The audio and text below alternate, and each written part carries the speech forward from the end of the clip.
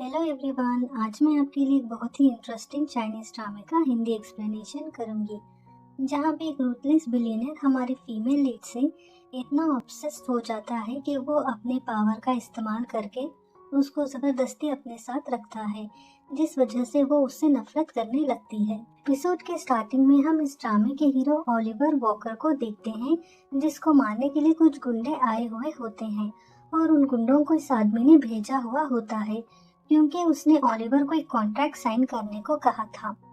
पर वो contract sign करने से मना करते हुए कहता है कि मैं चाहता हूँ कि तुम अपने पोस्ट से रिजाइन कर दो, क्योंकि मेरे पास एविडेंस है जिससे ये प्रूफ होता है कि तुम इतने सालों से कंपनी में घोटाला कर रहे हो, और अगर तुमने रिजाइन नहीं किया तो मैं ये एविडेंस पुलिस को दे दूंगा। ये सुनकर वो ओलिवर को धमकी देते हुए कहता है कि ये तुम्हें बहुत महंगा पड़ेगा, इसीलिए उस आदमी ने इन गुंडों को भेजा था ओलिवर से बदला लेने के लिए। फिर ओलिवर उन गुंडों से अकेले फाइट करने लगता है, और क्योंकि वो बहुत ज्यादा होते हैं इसीलिए वो उनसे बचने के लिए वहां से भागने लगता है कि तभी उसकी टक्कर इस ड्रामे के फीमेल लीड एमा से होती है। फिर वो एमा को घसीटते हुए वहां से ले जाता है और एमा ओलिवर को इंजर्ड देखकर उसके हाथ को कपड़े से बांधने की कोशिश करती है, पर वो एमा को ऐसे करने से मना करता है। पर वो जबरदस्ती उसको कपड़े से बांधते हुए कहती है कि इससे ब्लीडिंग रुक जाएगी, और एमा की यही अदा ओलिवर को बहुत पसंद आ जाती है और वो एमा को कहता है कि क्या तुम्हें किसी ने नहीं बताया कि ऐसे किसी भी स्ट्रेंजर मैन की मदद नहीं करनी चाहिए। ये कहकर वो उसके नेक को किस करता है, तो एमा उसको धक्का मार के अपने से दूर करते हुए कहती है कि ये क्या बदतमीजी है, जिसपे वो कहता है कि आई लाइक यू, तुम मुझे बहुत पसंद आई। ये सुनकर एमा उसको खरी खोटी सुना के वहाँ से चली जाती है, जिसके बाद ओलिवर का असिस्टेंट आके उसको हॉस्पिटल चलने को कहता है, तो वो मना करते हुए उसको एमा के बारे में इंफॉर्मेशन निकालने को कहता है। फिर हम एमा की फैमिली को देखते हैं, जहाँ पे उसकी सिस्टर और पेरेंट्स एमा को सरप्राइज देने के लिए उसके लिए केक ले जा रहे होते हैं कि तभी एक कार आकर उनको हिट कर देती है, और ये एक्सीडेंट करने वाला और कोई नहीं बल्कि ओलिवर का छोटा भाई नोआ वॉकर होता है। तो वो डरते हुए अपने डैड को कॉल करके कहता है कि डैड, मेरी कार से एक एक्सीडेंट हो गया है। तो डैड उसको कहते हैं कि तुम डरो मत, मैं सब संभाल लूंगा, तुम बस घर वापस आ जाओ। इधर एमा जब घर आती है तो वो देखती है कि घर पर कोई नहीं है, इसीलिए वो अपनी सिस्टर को कॉल कर रही होती है कि तभी हम एक शैडो को देखते हैं, और फिर कुछ स्मोक की वजह से एमा बेहोश हो जाती है। जब एमा को होश आता है तो वो ओलिवर को देखकर उसको कहती है कि तुमने मुझे किडनैप क्यों किया, और क्या तुम्हें पता नहीं कि किडनैपिंग अगेंस्ट द लॉ है, इसके लिए तुम्हें जेल भी हो सकती है। तो वो कहता है कि यहाँ के लॉस मैं बनाता हूँ और ये शहर मेरे इशारे पे चलता है। तो एमा उसको कहती है कि आखिर तुम मुझसे चाहते क्या हो। तो वो कहता है कि मैं बस तुम्हें चाहता हूँ, इसीलिए तुम मेरी लवर बन जाओ। तो वो कहती है कि शहर में इतने सारे ब्यूटीफुल वुमेन हैं, उन सबको छोड़कर आखिर तुम मेरे ही पीछे क्यों पड़े हो। तो वो एमा के करीब जाकर कहता है कि जब से मैंने तुम्हें देखा है मुझे हर जगह बस तुम दिखती हो, इसीलिए मुझे बस तुम चाहिए। ये सुनकर एमा उसे गाली देती है, तो वो एमा को कहता है कि मुझे तुम्हारे मुंह से गाली सुनना भी अच्छा लगता है, और जब भी मैं तुम्हें देखता हूँ तो मेरे दिल की धड़कन बढ़ने लगती है, इसीलिए मैं तुम्हें पूरा अपने काबू में करना चाहता हूँ। तो एमा उसको कहती है कि ये प्यार नहीं पागलपन है। तो ओलिवर कहता है कि हाँ, मैं पागल हूँ, तुमने मुझे पागल कर दिया है, और अगर तुम मेरी लवर बनने के लिए राजी हो जाओगी तो मैं मेरी सारी कंपनीज, पैसा और प्रॉपर्टी तुम्हारे नाम कर दूंगा। जिस पर एमा हंसते हुए उसको कहती है कि क्या तुम प्यार को पैसों से खरीदना चाहते हो, और मैंने तुम्हारे जैसा घटिया इंसान आज तक नहीं देखा। कि तभी एमा को उसकी मॉम का कॉल आता है, तो एमा कॉल रिसीव करने की कोशिश करती है, पर ओलिवर उसको कॉल रिसीव करने से रोकता है। तो एमा उसको रिक्वेस्ट करते हुए कहती है कि प्लीज मुझे ये कॉल रिसीव करने दो, ये मेरी मॉम का कॉल है और वो अब तक घर नहीं लौटे हैं, और मैं उन्हें नहीं बताऊंगी कि तुमने मेरा किडनैप किया है। तो ओलिवर उसको कहता है कि अगर तुम मेरी लवर बनने के लिए मान जाओगी तो मैं तुम्हें ये कॉल रिसीव करने दूंगा। तो वो कहती है कि तुम मेरी मजबूरी का फायदा उठा रहे हो। तो वो कहता है कि मुझे यही तरीका आता है। तो वो कहती है कि मैं इसके लिए कभी नहीं मानूंगी। तो वो गुस्से से एमा के सामने कॉल डिस्कनेक्ट करके फोन स्विच ऑफ कर देता है और ये कॉल एमा को हॉस्पिटल से आया हुआ होता है। फिर ओलिवर का असिस्टेंट उसको आके कहता है कि कार एक्सीडेंट की वजह से मैडम की फैमिली की डेथ हो चुकी है और उनकी बॉडी सिटी सेंट्रल हॉस्पिटल में है। तो ओलिवर एमा को हॉस्पिटल ले जाता है और डॉक्टर एमा को कहते हैं कि सॉरी, बहुत कोशिश करने के बाद भी हम आपकी फैमिली को बचा नहीं पाए। एमा जब अपनी फैमिली की डेड बॉडीज देखकर रो रही होती है तो ओलिवर उसको दिलासा देने की कोशिश करता है। तो एमा रोते हुए उसको कहती है कि क्या अब तुम खुश हो? अगर तुमने मेरा किडनैप नहीं किया होता तो शायद आज मेरी फैमिली मेरे साथ होती। ये कहकर वो वहाँ से चली जाती है। पुलिस वाले एमा को कहते हैं कि जिस जगह एक्सीडेंट हुआ वहाँ के सीसीटीवी खराब थे, इसीलिए उन्हें ये पता लगाने में मुश्किल हो रहा है कि एक्सीडेंट किसने किया है। और वो ओलिवर के खिलाफ किडनैपिंग की कंप्लेंट फाइल करने से मना करते हुए कहते हैं कि इनफ एविडेंस ना होने की वजह से हम आपकी कंप्लेंट फाइल नहीं कर सकते। इन सब की वजह से एमा परेशान हो जाती है कि तभी वहाँ ओलिवर की कार आती है और वो एमा को कार में बैठने को कहता है, पर वो इससे मना करती है।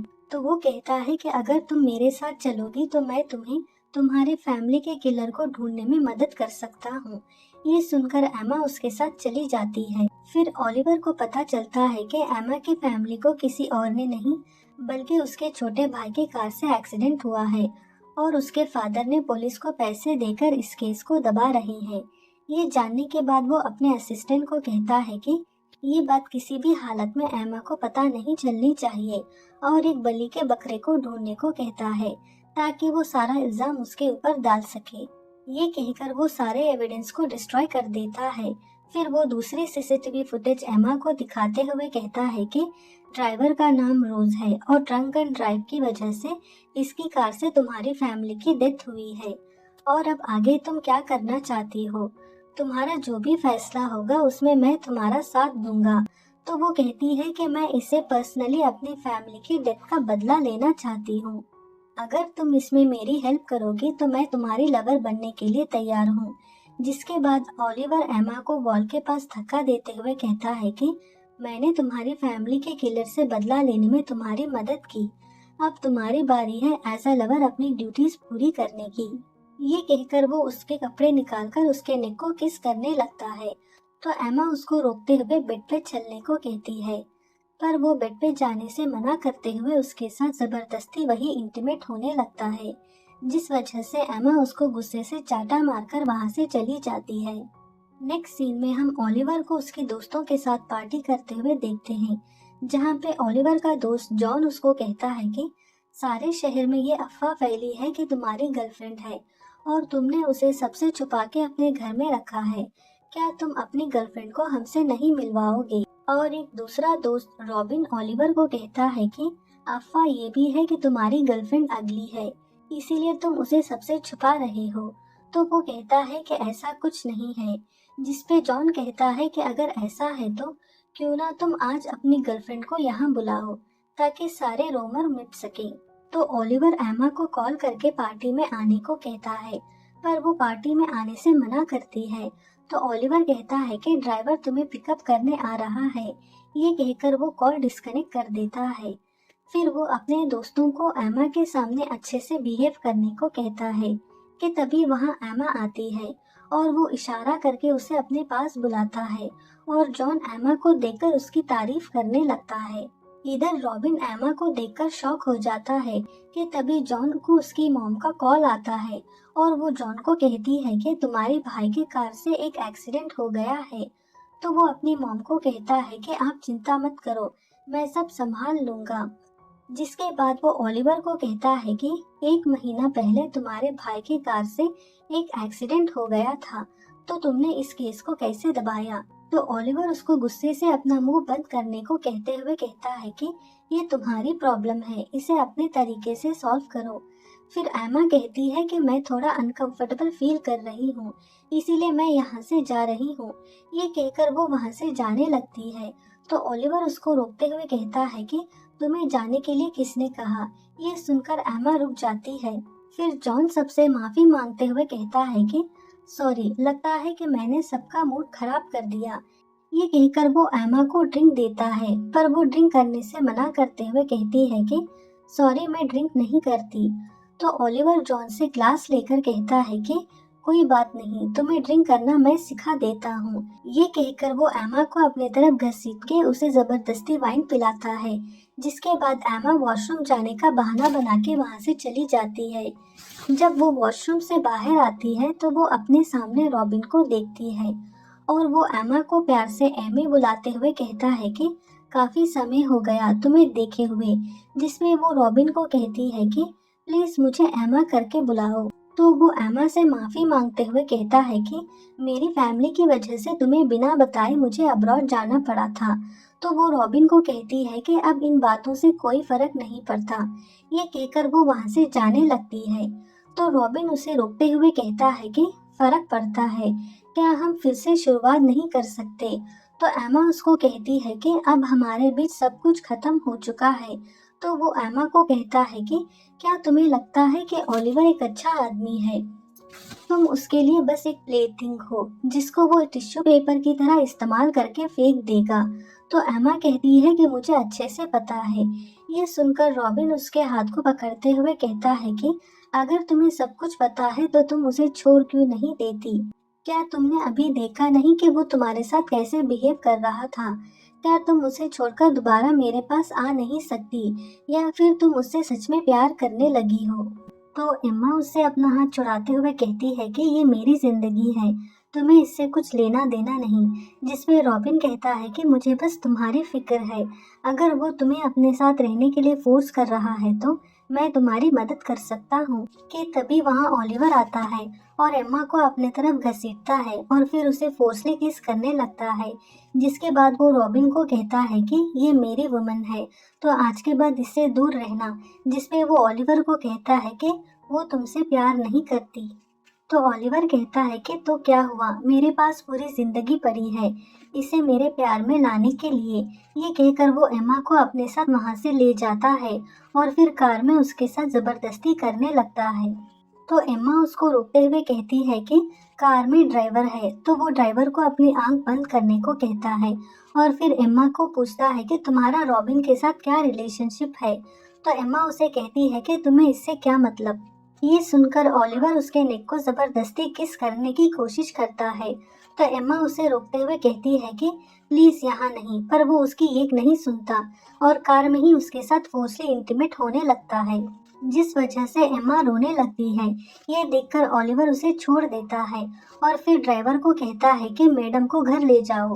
ये कहकर वो कार से उतर जाता है। जिसके बाद ओलिवर की मॉम और होने वाली फियांसे सोफिया उसके घर जाते हैं और ओलिवर की मॉम एम्मा को देखकर कहती है कि अच्छा तो तुम हो जो मेरे बेटे के घर में उसकी मिस्ट्रेस बनकर रह रही हो।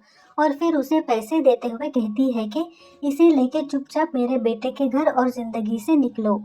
तो वो ओलिवर की मॉम को कहती है कि लगता है कि आपको गलतफहमी हो रही है, आपके बेटे ने मुझे जबरदस्ती अपने घर में कैद करके रखा है। तो सोफिया उसको कहती है कि नाटक करना बंद करो और चुपचाप इन पैसों को लेके यहाँ से निकलो, क्योंकि सिर्फ मैं ओलिवर की फ्यूचर वाइफ हूँ। ये सुनकर एम्मा उसको अपने पैर में लगा हुआ इलेक्ट्रिक डिवाइस दिखाते हुए कहती है कि अगर मैं ओलिवर के परमिशन के बिना घर से बाहर जाऊंगी तो ये डिवाइस मुझे शॉक देके बेहोश कर देगा। पर वो दोनों एम्मा के बात का यकीन नहीं करते और उसको जबरदस्ती घर से बाहर निकालने की कोशिश करते हैं। और जब वो जाने से मना करती है तो वो दोनों मिलकर उसे मारने लगते हैं। कि तभी वहाँ ओलिवर का छोटा भाई नोआ वॉकर आता है और एम्मा को देखकर कहता है कि तुम तो भला की खूबसूरत हो और तुम्हारी ये खूबसूरती किसी भी आदमी को पागल कर सकती है, क्यों ना तुम ओलिवर को छोड़कर मेरे पास नहीं आ जाती। कि तभी वहाँ ओलिवर आकर कहता है कि ये क्या हो रहा है और एम्मा ओलिवर को देखकर डरते हुए नोआ को धक्का मारकर अपने से दूर करती है। और फिर वो एम्मा को इंजर देखकर कहता है कि तुम्हें किसने हिट किया। तो वो ओलिवर को अपने से दूर करते हुए कहती है कि ये सब तुम्हारी वजह से हो रहा है। तो वो अपनी मॉम, भाई और सोफिया के ऊपर गुस्सा करते हुए कहता है कि अगर आज के बाद किसी ने भी एम्मा को हर्ट करने की कोशिश की तो मुझसे बुरा और कोई नहीं होगा। ये कहकर वो एम्मा को अपनी गोद में उठा के वहाँ से ले जाता है। नेक्स्ट सीन में रॉबिन एम्मा को मिलने आता है और उसको कहता है कि मैंने तुम्हारी फैमिली के एक्सीडेंट केस को इन्वेस्टिगेट किया है और क्या तुम्हें पता है कि तुम्हारी फैमिली का असली किलर कौन है। जब वो नाम बताने ही वाला होता है कि ओलिवर वहां आ जाता है और रॉबिन को कहता है कि मैंने तुम्हें पहले ही वार्न किया था एम्मा से दूर रहने के लिए। ये सुनकर रॉबिन उसे गुस्से से पंच करता है। ये देखकर ओलिवर के बॉडीगार्ड उसको पकड़ लेते हैं। तो रॉबिन उसको कहता है कि तुम जैसा घटिया इंसान ही अपने पावर का गलत इस्तेमाल करके दूसरों को जबरदस्ती अपने साथ रख सकता है और तुम जैसे आदमी से कभी कोई सच्चा प्यार नहीं कर सकता है। ये सुनकर ओलिवर गुस्से से एम्मा को घसीट के अपनी तरफ करता है और फिर रॉबिन के सामने उसके नेक को जबरदस्ती किस करने लगता है। तो एम्मा उसको धक्का मार के अपने से दूर करते हुए उसको चाटा मारती है और फिर उसको पागल कहकर वहां से जाने लगती है। तो ओलिवर उसको रोकते हुए कहता है कि हाँ, मैं पागल हूँ, तुम्हारे प्यार ने मुझे पागल कर दिया है और जब से मैंने तुम्हें देखा है मैंने 1000 तरीके अपनाए बस तुम्हें अपने साथ रखने के लिए। ये सुनकर एम्मा उसे मॉन्स्टर कहती है, जिस पे ओलिवर उसको कहता है कि हाँ, मैं मॉन्स्टर हूँ और अब तुम्हें जिंदगी भर इसी मॉन्स्टर के साथ रहना होगा। नेक्स्ट सीन में ओलिवर अपनी मॉम और सोफिया को कहता है कि वो एम्मा से शादी कर रहा है और फिर एम्मा को जबरदस्ती वेडिंग ड्रेस सेलेक्ट करने ले जाता है, पर वो ड्रेस सेलेक्ट करने से मना करती है, जिस वजह से ओलिवर उसको कहता है कि अगर तुमने वेडिंग ड्रेस सेलेक्ट नहीं किया तो इस स्टाफ को तुम्हारी वजह से सजा मिलेगी। तो मजबूरन एम्मा को वेडिंग ड्रेस सेलेक्ट करना पड़ता है। चेंजिंग रूम में स्टाफ एम्मा को एक चिट देती है जो कि रॉबिन ने भेजा था, जिसमें उसने एस्केप प्लान बताया था कि तभी वहां ओलिवर ड्रेस लेके चेंजिंग रूम में आता है। तो एम्मा उसको देखकर वो चिट छुपाने लगती है। ये देखकर ओलिवर उसके पास जाकर कहता है कि मुझे देखकर इतनी नर्वस क्यों हो रही हो और तुम्हारे हाथ में क्या है जो तुम मुझसे छुपा रही हो। ये कहकर वो उसके हाथ को अपनी तरफ करने लगता है, जिस वजह से वो ओलिवर को किस करने लगती है।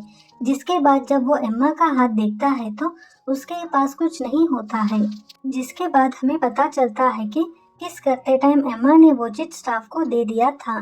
फिर ओलिवर एम्मा को कहता है कि तुमने अभी जो मुझे किस किया वो इतना अच्छा नहीं था, क्यों ना मैं तुम्हें किस करना सिखा दूं। ये कहकर वो उसके साथ वही इंटीमेट होने लगता है। तो एम्मा उसको धक्का मारकर अपने से दूर करती है। ये देखकर वो एम्मा को वेडिंग ड्रेस ट्राई करने को कहकर वहां से चला जाता है। वेडिंग ड्रेस पहन के एम्मा ओलिवर के पास जाती है और वो एम्मा को उस वेडिंग ड्रेस में देखकर कहता है कि तुम इस ड्रेस में बहुत सुंदर लग रही हो, तो हम यही ड्रेस लेंगे। जिसके बाद स्टाफ एम्मा को परचेज डिटेल रजिस्टर करने अपने साथ ले जाती है और फिर वो मौका देखकर वहां से भागकर रॉबिन के पास जाती है और फिर दोनों वहां से भाग जाते हैं।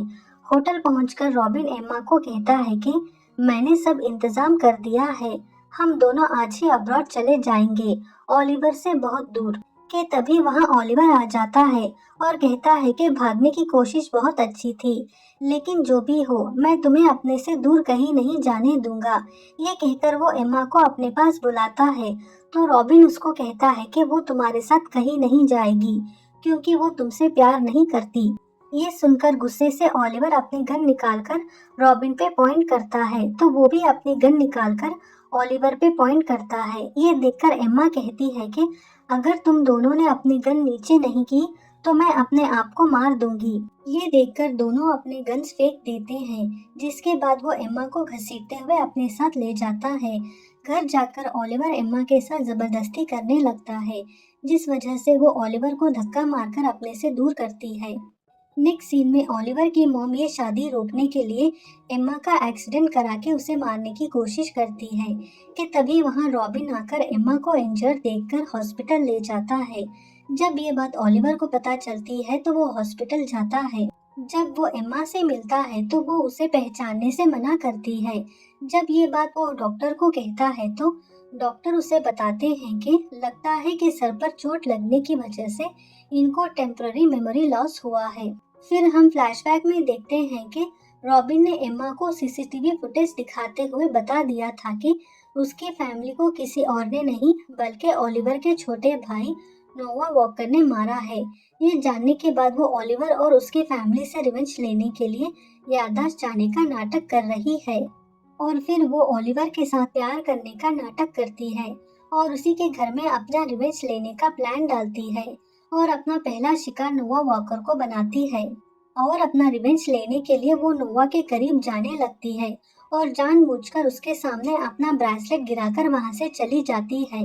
नेक्स्ट सीन में ओलिवर एम्मा को अपनी फैमिली से मिलवाने ले जाता है और फिर एम्मा और नोवा को एक दूसरे के करीब देखकर वो जेलस फील करता है और गुस्से में वो एम्मा के साथ वही फोर्सली इंटीमेट होता है और ये सब नोवा बाहर से देख लेता है, जिसके बाद वो एम्मा को उसका ब्रेसलेट वापस देता है और वो उसे सेड्यूस करते हुए वो ब्रेसलेट उसके हाथ से ले जाती है।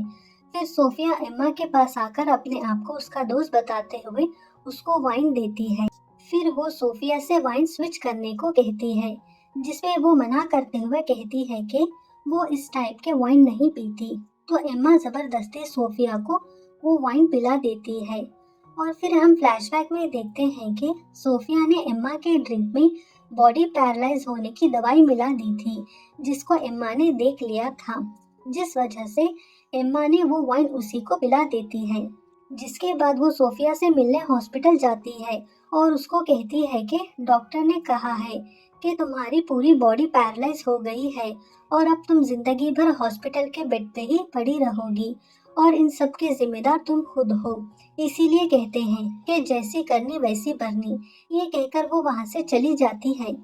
फिर वो एक वुमन को नोवा के पास भेजती है उसे सेड्यूस करने और वो एम्मा के जाल में फंस जाता है और वो उस वुमन के साथ वायलेंटली इंटीमेट होता है, जिसको वो रिकॉर्ड कर लेती है और मीडिया में लीक करवा देती है, जिस वजह से वॉकर ग्रुप ऑफ कंपनी के शेयर गिरने लगते हैं और अपनी कंपनी बचाने के लिए नोवा के फादर उसको अपनी कंपनी से निकाल देते हैं, जिस वजह से वो गुस्से से अपने ही फादर को मार देता है।